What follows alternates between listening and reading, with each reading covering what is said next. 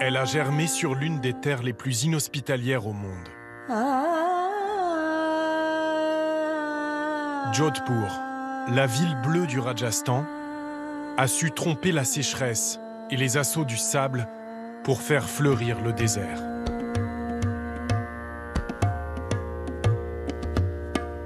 Ce miracle écologique donne lieu à un pèlerinage.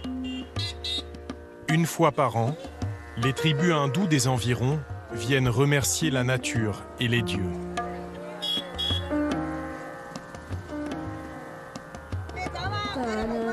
Mais dans leur sillage, en lieu et place d'offrandes, des tonnes de détritus jonchent cette terre supposée sacrée.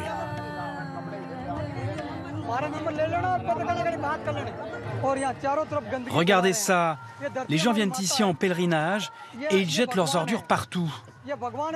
Cette terre est censée être notre mère, notre déesse. On est censé l'honorer, mais regardez comme c'est sale.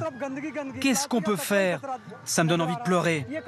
C'est de la piété, ça? Non, c'est pas une prière, c'est un péché. Kamuram est un hindou Bishnoi. Sa religion à lui, c'est l'environnement. Mesdames, vous êtes là en pèlerinage, mais regardez autour de vous, tout est sale. Ça va, allez le dire aux autres, c'est pas de notre faute à nous. Mais je le dis à tout le monde. C'est pas nous, c'est les autres là-bas. Va le dire aux autres.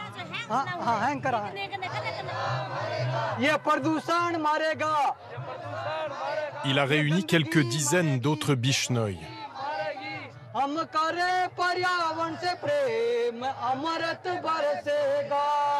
Ces hommes vêtus de blanc et ces femmes aux voiles colorés. Ils se présentent comme des guerriers de l'environnement. La pollution, c'est l'enfer. La propreté, c'est le paradis. Le plastique, on le boycotte. Le plastique pollue la terre et nous, on essaie d'alerter les gens, d'éveiller les consciences sur ce danger. Même nos vaches sacrées se retrouvent à manger du plastique et elles en meurent. On retrouve jusqu'à 50 kilos de plastique dans leur estomac. C'est un vrai péché. Nous, les Bishnoi, nous sommes sensibilisés à ces questions, mais ces gens-là, pas du tout. Pourtant, ce sont nos frères, nos voisins et nos amis. Alors c'est notre rôle de leur en parler pour les aider à prendre conscience du problème. Depuis 500 ans, leur communauté vit en adéquation avec la nature, mais coupée de tout. Aujourd'hui, ils sortent de leurs réserves pour donner l'exemple, dans un pays au bord de l'asphyxie. En Inde, 6 millions de tonnes de plastique sont produites chaque année. Certains fleuves sont devenus des égouts à ciel ouvert. L'air des grandes villes est presque irrespirable. Même les vaches sacrées ont oublié le goût de l'herbe. Les Bishnoi sont peut-être la dernière chance du sous-continent, premiers écolos du monde et nouveaux guerriers de l'environnement.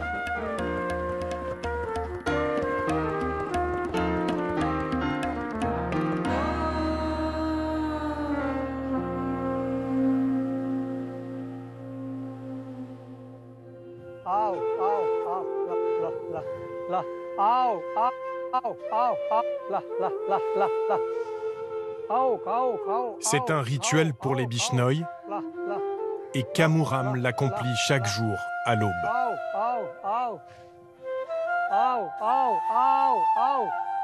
Offrir des graines aux animaux sauvages, en particulier les Shinkara, ces gazelles menacées d'extinction. Ou encore cette antilope, très rare, que les Indiens appellent la vache bleue. Un animal farouche et solitaire qui fuit les hommes, sauf les Bishnoi.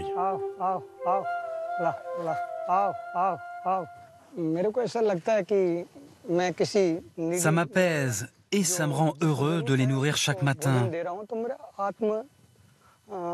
Je me sens utile parce que je viens en aide à des êtres vivants qui ont besoin de moi.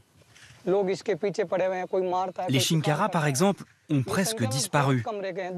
Les braconniers les tuent, et si on ne fait pas un effort, bientôt il n'y aura plus une seule gazelle dans le pays. Nous, les Bishnoïs, on essaie de les protéger. Mais il faut que toute la population nous suive. Si on ne protège pas la nature, notre survie à nous aussi est menacée.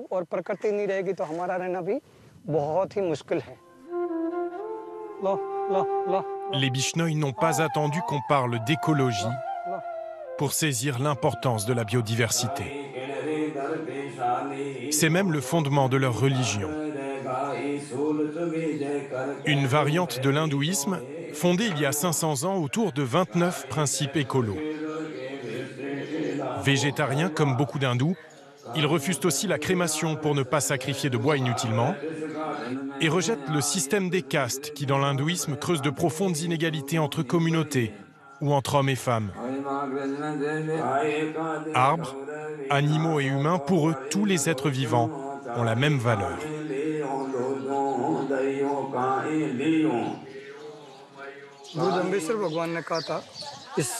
Avant de mourir, Jambeshwar, notre gourou, nous a dit « Lorsque je quitterai ce monde, je resterai parmi vous.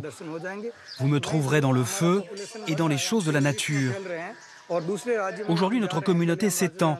Nous sommes présents au Rajasthan, au Punjab, au Gujarat et un peu partout à travers le pays. Leurs temples sont des refuges pour animaux blessés ou perdus. De nouveaux pensionnaires arrivent chaque semaine. Tenez les enfants, qui veut nourrir les gazelles?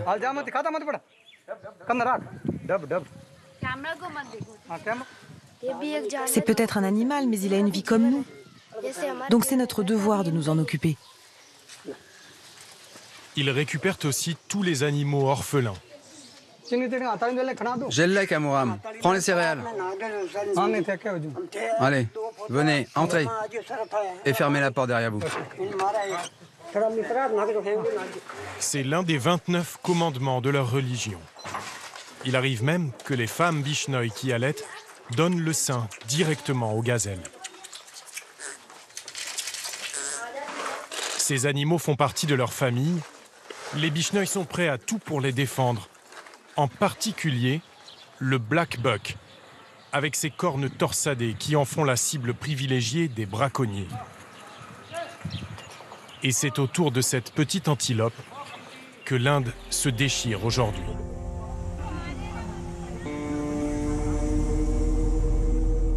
À des années-lumière du mode de vie Bishnoï, Bollywood est celui qui est peut-être sa plus grande star actuelle, Salman Khan. 85 films à son actif, il est l'un des 10 acteurs les mieux payés au monde, 35 millions de dollars chaque année. Mais la carrière du bad boy superstar est sérieusement menacée.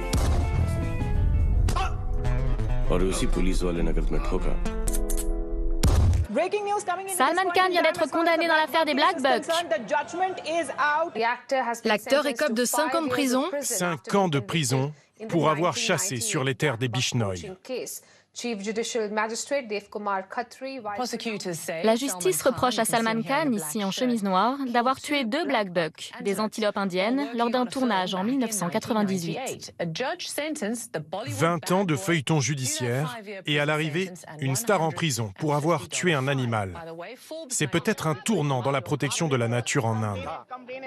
Et voici l'homme qui a obtenu la condamnation de l'acteur, Maître Mahipal, un avocat Bishnoï. Nous le retrouvons au palais de justice de Jodhpur, toujours en blanc sous la robe d'avocat, comme l'exige sa religion. Dans le petit bureau qu'il occupe, sans assistant ni ordinateur. Il travaille bénévolement sur l'affaire depuis 2 décennies, seul face à l'armée d'avocats embauchés par l'acteur. Salman Khan, lui, a une équipe d'avocats incroyable. Il a des avocats locaux, d'autres à la haute cour, et puis les ténors du barreau de Bombay. En tout, une équipe de 15 à 20 juristes parmi les meilleurs du pays. Ça a été dur, d'autant que quand l'affaire a démarré en 1998, je n'exerçais que depuis 4 ans. Des gens me disaient, même quand des hommes sont tués, il n'y a pas de justice dans ce pays. Alors pourquoi tu te bats pour des antilopes? Mais en tant que Bishnoi, c'est simple. C'est mon devoir de me battre pour l'environnement. Il n'en a pas encore fini avec Salman Khan.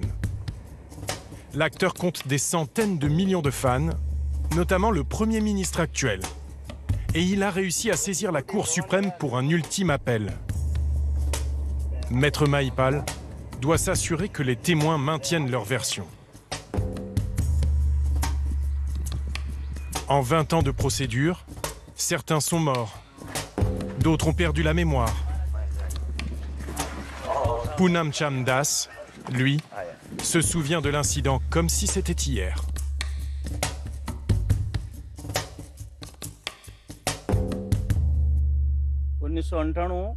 C'était la nuit du 2 octobre 98.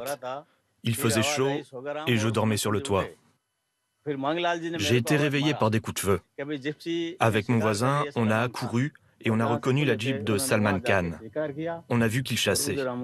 On s'est mis à leur trousse et Salman Khan et ses amis sont montés dans la Jeep et se sont enfuis. C'est lui qui était au volant. Par le passé, l'acteur, impliqué dans plusieurs scandales, a toujours été acquitté, y compris après avoir tué un sans-abri alors qu'il conduisait ivre dans les rues de Bombay.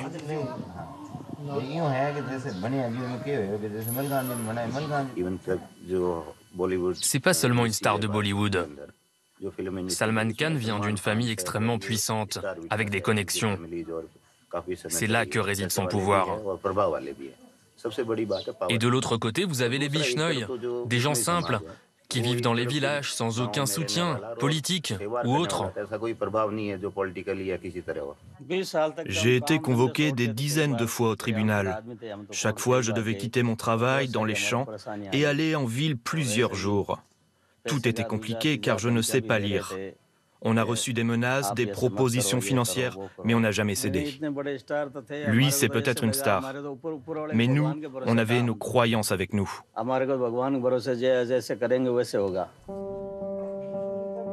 La détermination des Bishnoi pour le sort de 2 antilopes a surpris tout le pays.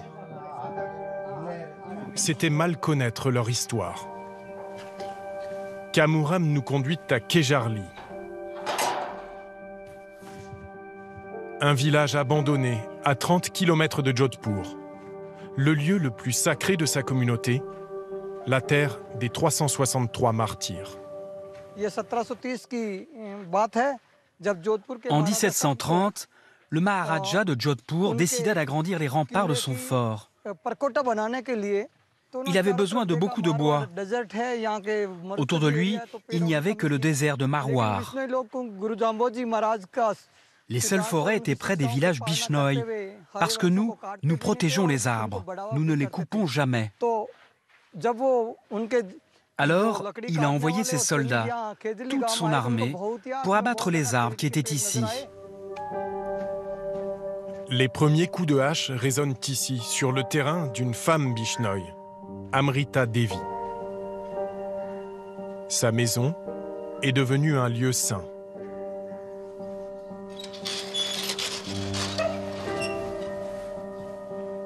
En hommage à celle qui fut la première à donner sa vie pour la nature.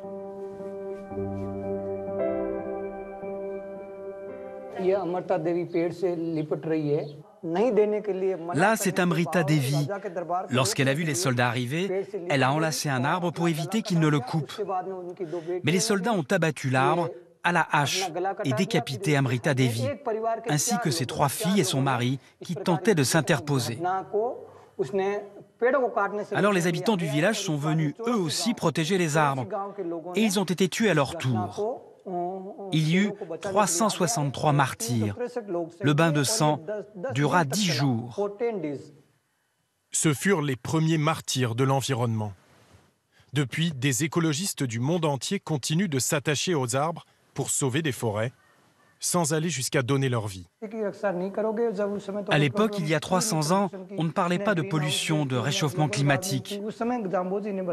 Mais Jambeshwar, notre prophète, nous avait déjà alerté sur le fait que si on ne protégeait pas la nature, on ne pourrait pas survivre dans ce monde et qu'il nous faudrait être prêts à tout, y compris donner nos vies pour l'environnement. Aujourd'hui, partout on continue pourtant à couper des arbres, en sachant ce que ça engendre. L'horizon est très noir. J'aimerais que les gens entendent le message des Bishnoi.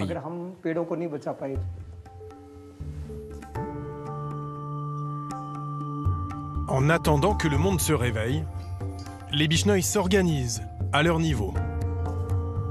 L'un d'eux ne s'est jamais contenté de protéger les arbres. Il en a planté plus de 30 000 au cours de sa vie, tout autour de chez lui, au beau milieu du désert.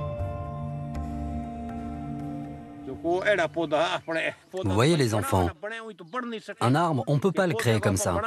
Une maison, oui, on peut la construire en quelques mois seulement. Mais un arbre, non. Ça prend 20 ou 30 ans pour un arbre comme celui-ci. C'est beaucoup plus difficile. Ranaram Bishnoi continue de planter des arbres, 3 par jour en moyenne. C'est une légende dans la région. L'homme qui fait verdir le désert. Ici, la température dépasse 50 degrés et il ne pleut qu'une fois par an. Regarde Monica, ça c'est une pousse de rohiro. Tu vois, comme le grand arbre derrière les champs. On peut même le planter en été, ça ne demande pas trop d'eau, alors c'est pratique pour nous. Ces arbres ont permis de contenir l'avancée du désert et d'assurer la survie des oiseaux migrateurs. Ouh là là, je me fais vieux. J'ai mal aux jambes.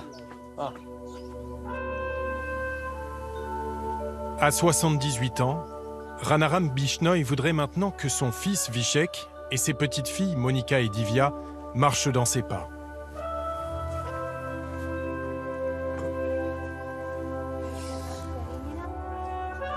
Tiens Monica, assieds-toi ici. Et creuse, comme ça. Voilà, dégage le sable sur le côté et creuse plus profond. Il faut qu'il vive très longtemps cet arbre. Des centaines, des milliers d'années.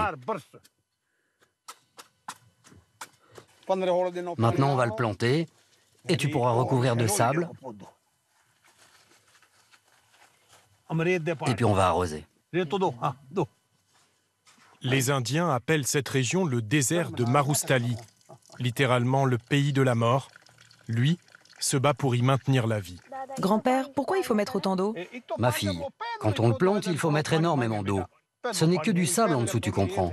Donc il va devoir travailler dur pour prendre racine et il faut l'encourager beaucoup au début. On a tout le temps besoin des arbres. Quand il fait trop chaud, pour se mettre à l'ombre. Quand il pleut, pour s'abriter. Les animaux aussi ont besoin d'eux. Nous, les humains, avons tendance à l'oublier, mais nous dépendons des arbres.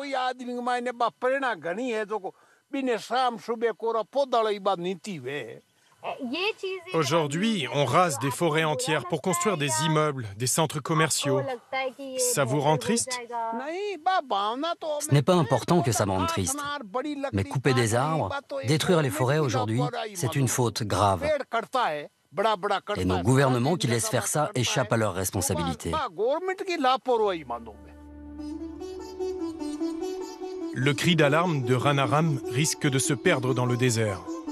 Les Bishnoi ne sont qu'1 million dans un pays d'1,2 milliard d'habitants. Alors son fils Vishek a décidé d'aller porter leurs paroles écolo jusqu'au cœur politique de l'Inde. Tu vois papa, on a fait ces affiches et on va les apporter à New Delhi et faire une manif. Et vous allez rester combien de jours? Jusqu'à ce qu'on soit entendu.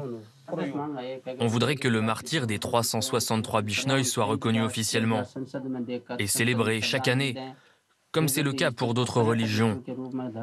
Une sorte de journée nationale pour parler de l'environnement. C'est bien.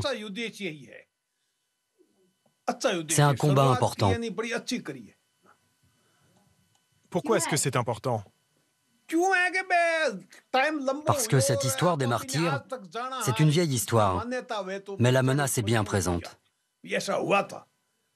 Et tout le monde l'a oublié. Alors il faut l'ancrer dans le présent. Rappeler le sens de ce sacrifice.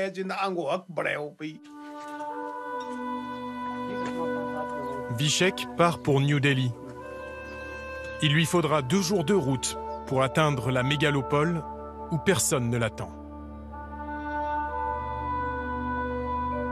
Beaucoup de Bishnoi ont abandonné leur village et leurs racines pour s'installer en ville définitivement. Ils se sont coupés de leur tradition écolo.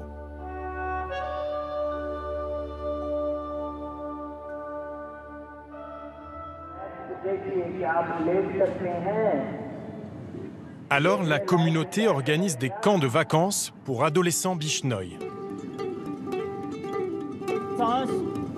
Réveil à 4h30 chaque matin. Et on commence par 2 heures d'étirement, de gymnastique, de yoga et de méditation.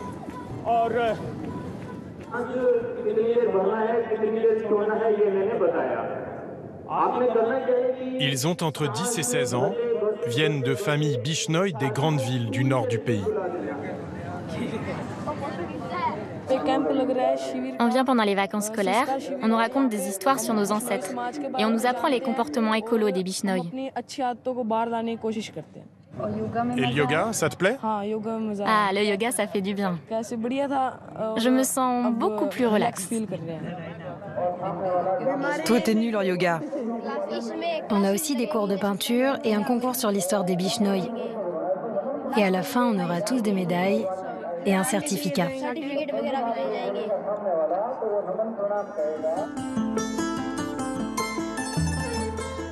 Les enfants passent une semaine dans ce centre, coupés de leurs jeux vidéo, de leurs camarades de classe habituels. Quelques jours 100% bio et sans plastique. L'objectif est qu'ils retournent chez eux et dans leurs écoles en ayant réintégré les principes écolos de leurs ancêtres.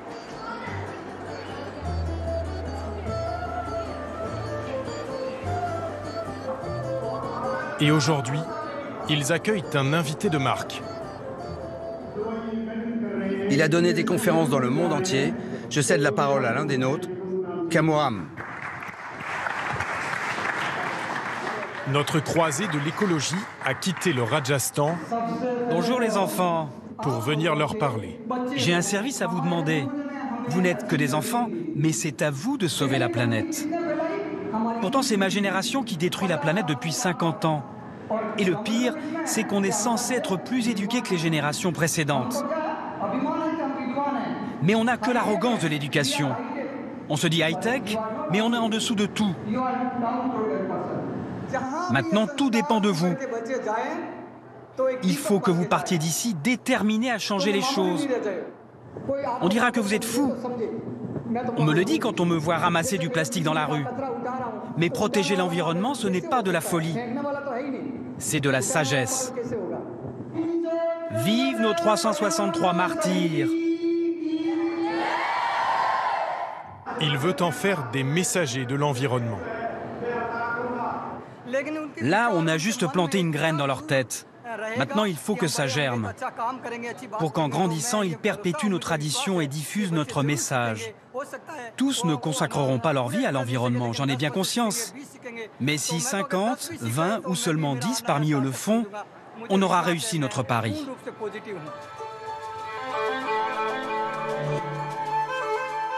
Mais la course au développement n'attend pas. Dans le bassin du Gange, la pollution de l'eau et de l'air fait des ravages.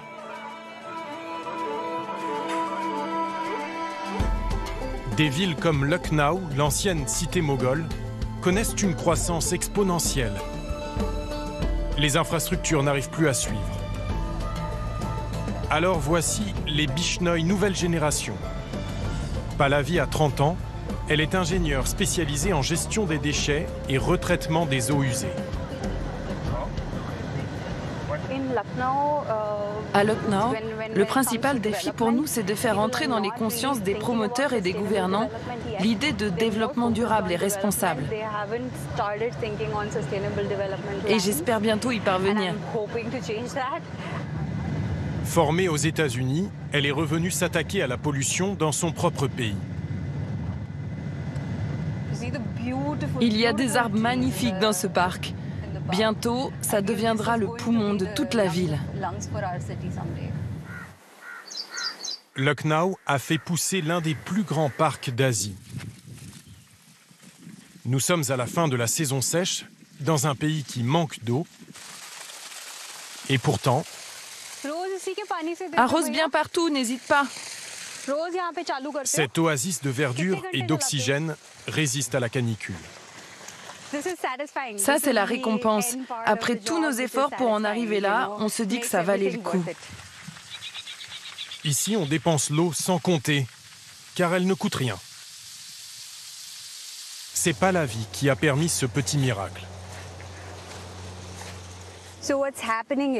Ce qui se passe, c'est qu'on récupère les eaux usées, les eaux des égouts, dans ce réservoir souterrain-là. Puis, l'eau transite jusqu'à ce grand bac qui contient des pierres filtrantes très particulières. Des pierres qui viennent du Rajasthan comme sa famille et tous les Bishnoi. Voilà, des pierres comme celle-là. Il y a des colonies de bactéries qui poussent à l'intérieur des pores, de magnifiques bactéries qui purifient l'eau pour nous.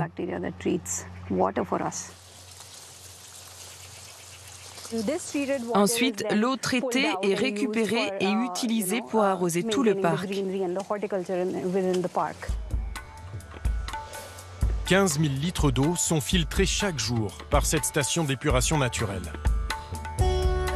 Il y en a une vingtaine à travers le parc pour assurer la survie de centaines d'espèces de plantes dépolluantes dans ce qui constitue la réserve d'oxygène de la ville.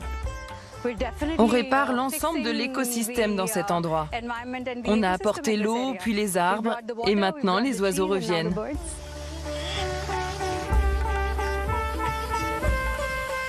Des projets 100% éco-responsables comme celui-ci, Pallavi en pilote une dizaine en même temps. Elle a créé son entreprise il y a 3 ans. Alors voici notre petit bureau. Et embauché une dizaine de personnes. Et voilà notre équipe. Toutes de religions différentes, mais qui partagent les principes du prophète des Bishnoi.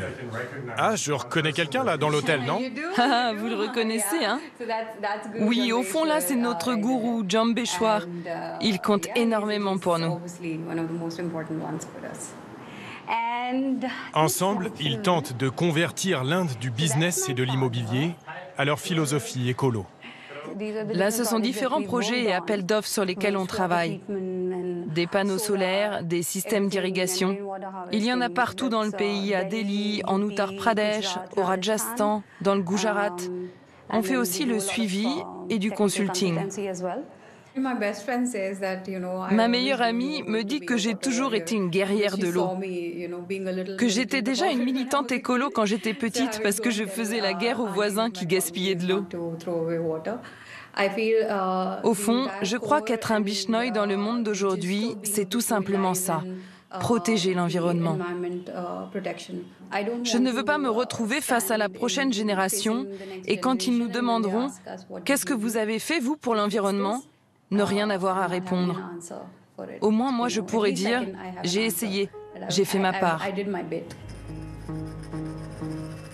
Entre les arbres et les chantiers, l'oxygène et les pots d'échappement, la partie n'est pas encore totalement jouée. Nous arrivons à New Delhi en même temps que Vishek, notre messager Bishnoi venu du Rajasthan. La capitale indienne est devenue presque irrespirable, avec un taux de microparticules 100 fois supérieur au seuil d'alerte fixé en France. Mais la plupart de ces 17 millions d'habitants est trop occupée à survivre au quotidien pour s'inquiéter de l'avenir. Vishek a rassemblé une cinquantaine d'autres Bishnoi pour un sit-in qui durera 1 semaine au moins. Asseyez-vous, asseyez-vous. On peut être fier d'être des Bishnoi. On a eu la chance de naître dans cette communauté guidée par un visionnaire qui savait ce qui allait advenir de notre environnement. Maintenant, Il est temps de convaincre les autres. Il faut que toutes les communautés, pas seulement les Bishnoi, s'unissent pour protéger l'environnement. Vishek et plusieurs autres entament même une grève de la faim. Ils demandent la reconnaissance officielle de leurs 363 martyrs et des mesures concrètes comme l'interdiction du plastique et des sanctions pour les industries polluantes. Là, ce n'est que le début. On est quelques dizaines, mais bientôt nous serons des centaines, des milliers. D'autres nous rejoindront, quitteront leur village pour venir ici, et on obtiendra gain de cause, vous verrez, un jour. 363 Bishnoi ont donné leur vie pour l'environnement. Vive nos 363 martyrs! 300 ans plus tard, 9 millions de personnes meurent chaque année dans le monde à cause de la pollution. Un quart de ces victimes sont indiennes. Le pays est au cœur du problème, mais pas forcément très loin de la solution, car on y trouve aussi des anticorps à cette épidémie mondiale. Une communauté d'amoureux de la nature. Hommes et femmes, guidés depuis toujours par un idéal écolo, longtemps perçus comme des illuminés, ils commencent tout juste à se faire entendre, après des siècles, à prêcher dans le désert.